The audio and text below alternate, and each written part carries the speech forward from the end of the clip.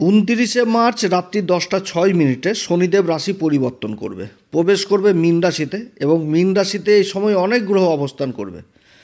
তো শনি অবস্থান করার ফলে শনি রাহু যে একটা জুতি তৈরি হচ্ছে, তো তাতে বহু মিথুন রাশির জাতক জাতিকারা, ভাই বন্ধুরা, দাদারা হোয়াটসঅ্যাপে মেসেজ দিচ্ছেন যে একটা মার্কেটে ঘোরাঘুরি করছে, পিশাচ যোগ না পিশাচ দোষ এইভাবেই চলছে। তো খুবই রিকোয়েস্ট করেছে যে এই ব্যাপারে আপনি কিছু বলুন আর কি। সত্যি কথা বলতে কর্মের ঘরে যোগটা তৈরি হচ্ছে, তা আতঙ্ক সত্যি সবারই মিথুন রাশির সত্যিই লাগবে যে কর্মের ঘরে পিশাচ যোগ তৈরি হচ্ছে, তাহলে নিশ্চয়ই কর্মের দিক থেকে খারাপ কিছু একটা হবে। তো এইরকম একটা মার্কেটে ঘুরে বেড়াচ্ছে। তো আজকে সেই ব্যাপারেই মিথুন রাশির ভাই বন্ধু দাদাদের সামনে এই ভিডিওটা আমি তৈরি করছি এক কথায়। তো দেখা যাক এটা পিশাচ দোষ না পিশাচ যোগ মিথুন রাশির ক্ষেত্রে হতে যাচ্ছে। সম্পূর্ণ ধাপে ধাপে একদম বুঝাবো যে কি হতে যাচ্ছে মিথুন রাশির জীবনে। তো আলোচনাটি শুরু করার আগে সমস্ত দর্শক বন্ধুদের নমস্কার জানাচ্ছি এবং যারা বহুদিন ধরে আমাদের অনুষ্ঠান দেখছেন, হয়তো কৌতূহলবশত সাবস্ক্রাইব করেননি, তাদের কাছে বিশেষ অনুরোধ করব চ্যানেলটি সাবস্ক্রাইব করার জন্য। আর শনির এই পরিবর্তন কেবল হলো, বহুদিন পর্যন্ত শনি থাকবে, মাঝখানে বকরি হবে, অস্ত হবে, অনেক ব্যাপার রয়েছে। নক্ষত্র পরিবর্তন 28-29 এপ্রিলে করে নেবে, আবার উত্তরা ভাদ্রপদে চলে আসবে। তো বহু ভিডিও এই মিথুন রাশির ক্ষেত্রে আপলোড দেওয়া হবে। যদি আপনারা সাবস্ক্রাইব করেন, নোটিফিকেশন বেলটা যদি অন করে রাখেন, তাহলে আমাদের সমস্ত ভিডিও আপনাদের কাছে সহজে পৌঁছাবে। তো যাই হোক, এটা গ্রহদের গোচরের উপরই আলোচনা করা হচ্ছে, কারো কোনো রকম ব্যক্তিগত কুষ্টি ধরে আলোচনা নয়। আর এর ফলাফল আপনারা চন্দ্ররাশি কিংবা লগ্ন হিসাবেও দেখতে পারেন। তো সবার প্রথমে বলবো যে শনি হচ্ছে এই মিথুন রাশির ক্ষেত্রে কারক গ্রহ, অষ্টম ঘরের অধিপতি এবং ধর্মের যেটা নবম ঘর, মূল ত্রিকোণ রাশি কুম্ভ রাশি, এই দুটি ঘরের অধিপতি হচ্ছে শনি। এবার এই যে মীন রাশিটা, এই মিথুন রাশির ক্ষেত্রে কর্মের ঘরে পড়ছে, যার অধিপতি হচ্ছে এবার দেবগুরু বৃহস্পতি। তো দেবগুরু বৃহস্পতির সাথে শনির সম্পর্ক হচ্ছে সম্পর্ক। এবার শনি তো এখানটাতে অবস্থান করবে, তার আগে থেকে এখানটাতে সূর্য অবস্থান করছে, তারপরে বুধ শুক্র অবস্থান করছে, রাহু অবস্থান করছে, সাময়িক সময়ের জন্য আবার চন্দ্রমা অবস্থান করবে। তো সব গ্রহগুলো তো থাকবে না, সূর্য চন্দ্রমা বেরিয়ে যাবে আগে, তারপরে সূর্য যাবে 13 তারিখে। হ্যাঁ, তো এইখানটাতে মুখ্য 4টি গ্রহ কিন্তু থেকে যাবে। শুধু ওই রাহু থাকবে সেটাও না, এখানটাতে কিন্তু শুক্রও থাকবে, আবার বুধ থাকবে। তো যাই হোক, তো শনি অবস্থান করছে মীন রাশিতে। তো মীন রাশির অধিপতি দেবগুরু বৃহস্পতির সাথে সম্পর্ক হচ্ছে শনিদেবের সম্পর্ক।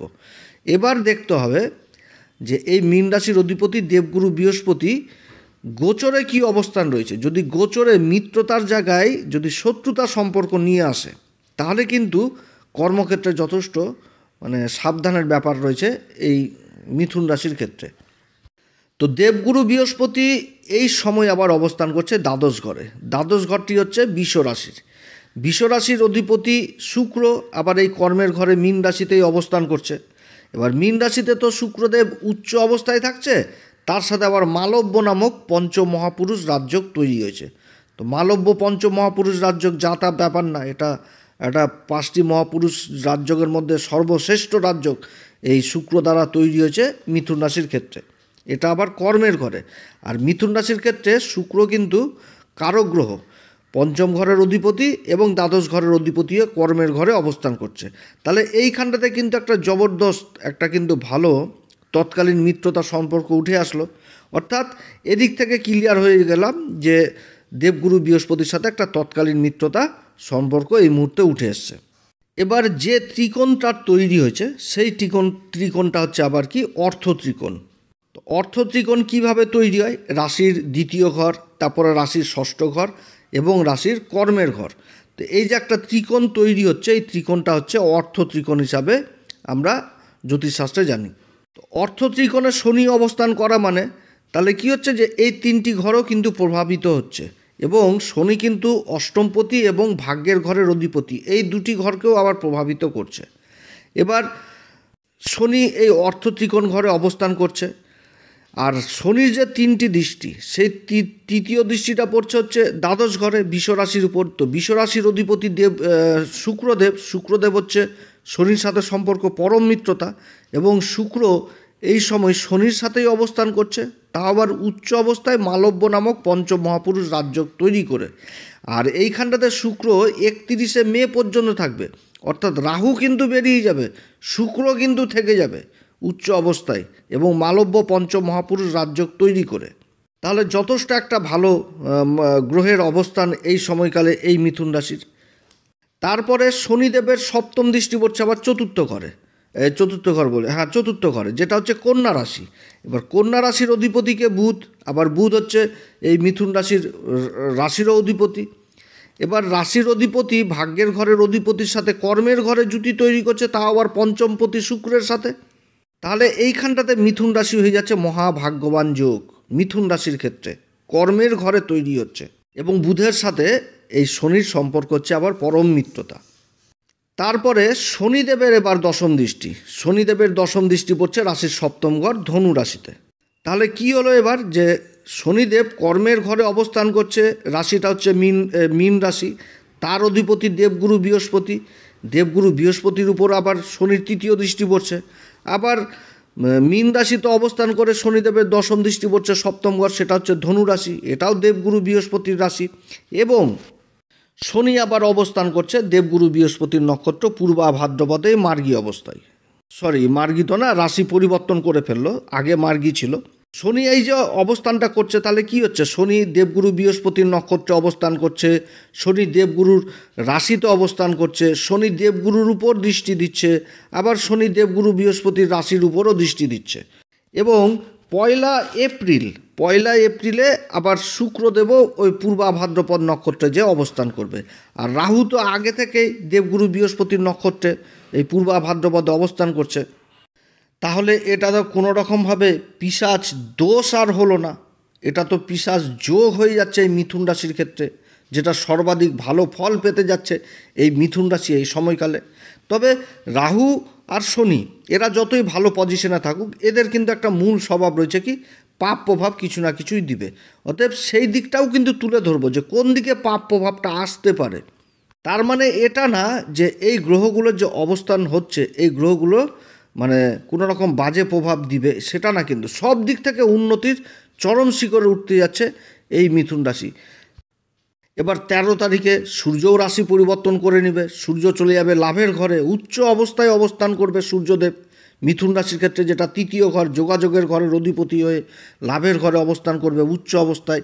এবং 3 তারিখে আবার মঙ্গলও রাশি পরিবর্তন করে নেবে, মঙ্গল রাশি পরিবর্তন করে দ্বিতীয় ঘরে ধনসম্পত্তির ঘরে বসবে, নীচ অবস্থায় বসবে, কিন্তু আবার সূর্য তো উচ্চ অবস্থায় বসছে ওরই রাশিতে, সেটা হচ্ছে মেষ রাশিতে উচ্চ হয়ে যাচ্ছে, এখানে তো একটা নিজ ভঙ্গের ব্যাপার উঠে আসছে। এবং মঙ্গল আবার 12 এপ্রিল মাসের 12 তারিখে আবার নক্ষত্র পরিবর্তনও করবে, নক্ষত্র পরিবর্তন করে শনির নক্ষত্র পুষ্যা নক্ষত্রে অবস্থান করবে। অপরদিকে আবার দেবগুরু বৃহস্পতি এপ্রিল মাসের 11 তারিখে আবার দেবগুরু বৃহস্পতিও নক্ষত্র পরিবর্তন করবে, সেটা হচ্ছে কি মৃগশিরা নক্ষত্র, যেটা হচ্ছে মঙ্গলেরই নক্ষত্র। অর্থাৎ এই যে একটা গ্রহদের চক্র তৈরি হচ্ছে, সেই জিনিসটা কিন্তু এত সুন্দর তৈরি হয়েছে এই মিথুন রাশির ক্ষেত্রে, বলতে গেলে সব থেকে বেশি ভালো প্রভাব পেতে যাচ্ছে এই মিথুন রাশি এই সময়কালে। এই 51 দিন মানে খুবই একটা ভালো পরিবর্তন এই মিথুন রাশির ক্ষেত্রে, যেটা মানে পিশাচ দোষ না, এখানটাতে পিশাচ দোষ বলে কোনোভাবেই উল্লেখ করা যাবে না, এটা কিন্তু পিশাচ যোগ হয়ে যাচ্ছে। তবে অনেক দিক থেকে অনেক কিছু আবার মেনটেনও করতে হবে, যে আমার পিশাচ দোষ না হয়ে পিশাচ যোগ হয়েছে, আমি মেনটেন করে চলবো না, সেটাও না। অতএব সেই জায়গাগুলোও তুলে ধরছি। সেটা হচ্ছে কি, যে শনি অবস্থান করছে, তো শনি কিসের কারক, কর্মের কারক, ভাগ্যের ঘরের অধিপতি এবং অষ্টম ঘরের অধিপতি হয়ে কর্মের ঘরে অবস্থান করছে। তাহলে ভাগ্য কিসে চকচক হবে, যত কর্ম করবে তত ভাগ্যের সঙ্গ পাবে। এবং শনি হচ্ছে কি অনুশাসন প্রিয়, শনি কিন্তু অনুশাসন প্রিয়, অনুশাসনের মধ্যে করবে, সব কিছু অনুশাসনের মধ্যেই করতে হবে। কর্মক্ষেত্রে কিন্তু যার যেটা সম্মান তাকে সেই সম্মানটাই দিতে হবে, এবং এইখানটাতে কোনো ঠকানোর ব্যাপার আসবে না, যে তার ন্যায্য পাওনা থেকে আমি ঠকিয়ে দিলাম বা তাকে মিথ্যা আশ্বাস দিলাম যে আমি তোমার কর্ম করিয়ে দেবো, এই সমস্ত কিন্তু শনি কিন্তু পছন্দ করে না। কারণ শনি হচ্ছে অনুশাসন প্রিয়, এবং শনি হচ্ছে ন্যায়ের দেবতা অবস্থান করছে দেবগুরু বৃহস্পতির রাশিতে। এবার শুক্র অবস্থান করছে। শুক্র হচ্ছে কি পঞ্চমপতি। পঞ্চম ঘর থেকে আমরা কি দেখি? প্রতিভা জিনিসটাকে দেখি এবং কি দেখি? লাভ জিনিসটাকেও দেখা হয়, যে অর্থ লাভ বা যে কোনো একটা জিনিস লাভ, যেটা লাভ চলে আসছে সেটাও কিন্তু দেখা হয়। বৃদ্ধি জিনিসটা কিন্তু দেখা হয় আবার এই পঞ্চম ঘর থেকে। আবার এটা সন্তানের ঘর, যে কোনো প্রতিভা পঞ্চম ঘর থেকে দেখা হয়। মা লক্ষ্মী জিনিসটাকে দেখা হয়, শেয়ার মার্কেট জিনিসটাকে দেখা হয়। তাহলে শুক্র যে বসছে কর্মের ঘরে, তাহলে শুক্রের প্রতিভা, শুক্রের আকর্ষণ, শুক্রের ঐশ্বর্য তাহলে কর্মক্ষেত্রে যথেষ্ট সহযোগী হবে। এবার রাশির অধিপতি বুধ, বুধ অবস্থান করছে। রাশির যেরকম অধিপতি সেরকম আবার চতুর্থ ঘরের অধিপতি হয়ে কর্মের ঘরে অবস্থান করছে। এবং রাশির উপর আবার অবস্থান করছে হচ্ছে মঙ্গল। মঙ্গল তো 3 তারিখের পর থেকে সরে যাবে। আর এদিকে মীন রাশির অধিপতি দেবগুরু বৃহস্পতি আবার দ্বাদশ ঘরে অবস্থান করছে। তো মীন রাশির অধিপতি দেবগুরু বৃহস্পতি হচ্ছে স্বয়ং কর্মের ঘরের অধিপতি এই মিথুন রাশির ক্ষেত্রে, এবং সপ্তম ঘরের অধিপতি হয়ে দ্বাদশ ঘরে অবস্থান করছে। তাহলে কর্মক্ষেত্রেও কিন্তু একটা পরিবর্তন জিনিস বুঝাচ্ছে। এটাও কিন্তু উঠে আসছে মিথুন রাশির ক্ষেত্রে, যেটা কিন্তু সর্বাধিক লাভ হতে যাচ্ছে এই মিথুন রাশির জন্য। তবে শনি, আমি আগেই বললাম, শনি হচ্ছে অনুশাসন প্রিয়। কর্ম কিন্তু অনুশাসনের মধ্যেই করতে হবে এবং প্রত্যেকটা কাজের কিন্তু আবার হিসাবও রাখতে হবে। যেরকম আয়ের হিসাব রাখতে হবে সেরকম কিন্তু ব্যয়েরও হিসাব রাখতে হবে। যদি 10 টাকা কামাই হয় সেটারও হিসাব রাখতে হবে, যদি 1 টাকা খরচা হয় তারও কিন্তু হিসাব করেই রাখতে হবে।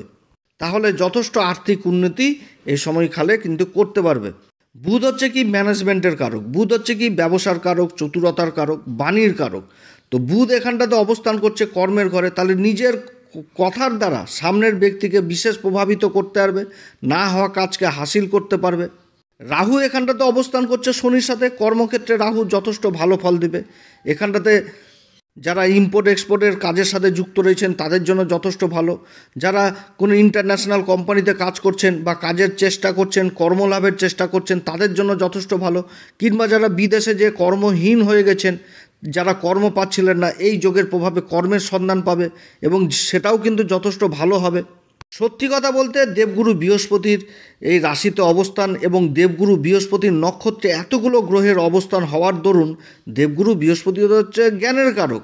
তাহলে কি হচ্ছে যে দেবগুরুর জ্ঞানের আলোতে এই কর্মের ঘরটা, এই এতগুলো গ্রহ সবাই কিন্তু আলোকিত হয়ে গেছে।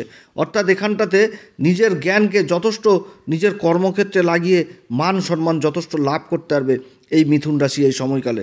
আবার 11 তারিখে দেবগুরু বৃহস্পতি অবস্থান করবে হচ্ছে মৃগশিরা নক্ষত্রে। মৃগশিরা নক্ষত্রটি কার? মঙ্গলের নক্ষত্র। শনি এই যে অবস্থান করছে কর্মের ঘরে, এইখানটাতে কিন্তু বিভিন্ন রকম জিনিসও তৈরি হবে। কেমন? যে যোগাযোগ যেরকম ভালো দিকে হবে সেরকম কিন্তু শর্টকাট যোগাযোগও চলে আসবে। শর্টকাট বলতে কি বেআইনি, এই জিনিসটাও কিন্তু চিনতে পারবে শনি, যে কোনটা মানে আইনসঙ্গত কোনটা বেআইনি। রাহু কিন্তু সেই জিনিসটা দিবে যে চলো কর্মক্ষেত্রে শর্টকাট পদ্ধতিতে আয় ইনকামটা করি, এদিকে কিন্তু আবার যাওয়া যাবে না। এটা কিন্তু বুঝতে হবে এই মিথুন রাশিকে এই সময়। যদি কর্মক্ষেত্রে কোনো রকমভাবে অন্যায়ের সাথে মিশে যায় তাহলে কিন্তু বিপদ হবে। এবং এই জিনিসটাও আবার বিশেষভাবে লাভ করবে বিশেষ জ্ঞান, সেটা হচ্ছে কি যে 2 নম্বরই লোককেও আবার চিনতে পারবে।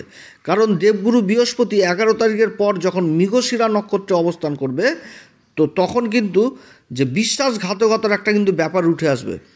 বিশ্বাসঘাতকতা কি? দেবগুরু বৃহস্পতি হচ্ছে কি জ্ঞানের কারক। তো নিজের জ্ঞান, নিজের অন্তরের জ্ঞানের দ্বারা চিনতে পারবে সামনের থাকা ব্যক্তিকে, যে লোকটা আমার সাথে বেইমানি করতে পারে। এরকমও কিন্তু জিনিসগুলো উঠে আসবে। অর্থাৎ সামনের থাকা ব্যক্তিকে যথেষ্ট চিনতেও পারবে যে এই লোকটা আমার সাথে ভবিষ্যতে বেইমানি করতে পারে, অতএব এর সাথে কোনো কারবার করা উচিত না। এই জিনিসটাও কিন্তু চলে আসবে এই মিথুন রাশির মধ্যে। দেবগুরু বৃহস্পতির পরম আশীর্বাদ পেতে যাচ্ছে এই ঘরে যতগুলো গ্রহ অবস্থান করছে সবগুলো গ্রহই। এবং শুক্র মালব্য নামক পঞ্চম মহাপুরুষ রাজযোগ তৈরি করেছে। এতগুলো গ্রহের সপ্তম দৃষ্টি পড়ছে সেই চতুর্থ ঘরে। চতুর্থ ঘর হচ্ছে কি ভূমি, ভবন, জমি সব কিছু কিন্তু এই চতুর্থ ঘর থেকে দেখা হয়। হ্যাঁ, তবে কি যে রাহু আর শনি অবস্থান করছে, এদের কিছুটা নেগেটিভ প্রভাব থাকবে। কীরকম নেগেটিভ প্রভাব থাকবে? যে মায়ের সাথে মতবিরোধ হয়ে গেল, এরকম জিনিস থাকবে। তা বলে যে মা যে বিপদে বা বিপদ আপদে যে মা যে আবার পাশে দাঁড়াবে না, সেটাও না। কিন্তু মতবিরোধ হতে পারে, কিন্তু মতবিরোধের জায়গাটা আলাদা এবং পাশে দাঁড়ানো জায়গাটা আলাদা। মা কিন্তু সবসময় পাশে, সন্তানের পাশেই দাঁড়াবে, এই রকমও কিন্তু জিনিসটা তৈরি হচ্ছে। এই সময়কালে ভূমি ভ্রমণ সংক্রান্ত কাজে, জায়গা জমি সংক্রান্ত কাজের সাথে যারা যুক্ত রয়েছেন তাদের জন্য যথেষ্ট ভালো। খনিজাত দ্রব্যের কাজের সাথে যারা যুক্ত রয়েছেন, যেমন তেলের কাজ, চামড়ার কাজ, কয়লার কাজ, এই সমস্ত কাজে ভালো। এবং শুক্র পঞ্চমপতি হয়ে অবস্থান করছে এই কর্মের ঘরে। তো শনি হচ্ছে কি দীর্ঘকালীন একটা ঘরে থাকে, একটা স্লোনেস নিয়ে আসে বা ধীর গতিতে চলা গ্রহ। তো যার জন্য এই ইনভেস্ট যদি করতে হয় তাহলে কিন্তু দীর্ঘকালীন কাজেই ইনভেস্ট করতে হবে, তাহলে যথেষ্ট কিন্তু লাভ এই সময় মিথুন রাশি পাবে। এখানটাতে শুক্র 31শে মে পর্যন্ত অবস্থান করছে, বুধ মে মাসের 6 তারিখ পর্যন্ত থাকছে, তাহলে বহু সময় কিন্তু পাচ্ছে, অনেকটা সময়, এই অনেকটা সময়ের মধ্যে কিন্তু যথেষ্ট ভালো রেজাল্ট পেতে যাচ্ছে এই মিথুন রাশি। যদি দেবগুরু বৃহস্পতির সাথে তৎকালীন মিত্রতার সম্পর্ক না উঠে আসতো তাহলে কিন্তু এই মিথুন রাশির ক্ষেত্রে অনেক সমস্যা তৈরি হতো, কর্মক্ষেত্রে বিভিন্ন রকম সমস্যা তৈরি হতো। এই সময়কালে যারা রাজনীতির সাথে যুক্ত রয়েছেন তাদের সাথেও সম্পর্ক ভালো থাকবে, বন্ধু বান্ধবদের সাথেও সম্পর্ক ভালো থাকবে। এবং যে সমস্ত বন্ধু বান্ধব 2 নম্বরই বন্ধু বান্ধব, খাওয়া দাওয়ার জন্য শুধু বন্ধুকে মনে পড়ে, এই সমস্ত বন্ধুদেরকেও চিনতে পারবে। এবং যারা রাজনীতির সাথে যুক্ত রয়েছেন তারাও কিন্তু তাদের সামনের ব্যক্তিকেও চিনতে পারবে যে এই লোকটা সুবিধার লোক না, এগুলো জিনিসও উঠে আসছে এই সময়কালে। তবে যোগাযোগ ব্যবস্থার ব্যাপক উন্নতি হতে যাচ্ছে এই মিথুন রাশির ক্ষেত্রে। কর্মক্ষেত্রে যোগাযোগ মানে খুবই ভালো যোগাযোগের পজিশন তৈরি হচ্ছে। যে কোনো ব্যাপারে, সেটা কর্মলাভের ব্যাপারে হোক বা যে কোনো ব্যাপারে, যোগাযোগের জায়গাটা কিন্তু যথেষ্ট ভালো থাকছে এই মিথুন রাশির জন্য। ব্যবসা বাণিজ্যের যে রোজগারের কম্পিটিশন, সেই কম্পিটিশনে যথেষ্ট এগিয়ে থাকবে। এবং অর্থত্রিকোণের ঘর জেগে গেছে, অর্থত্রিকোণের মধ্যে রাশির 2য় ঘরটা পড়ছে, অর্থাৎ নিজের মুখের বাণী দ্বারা সামনের ব্যক্তিকে বিশেষ প্রভাবিত করতে পারবে।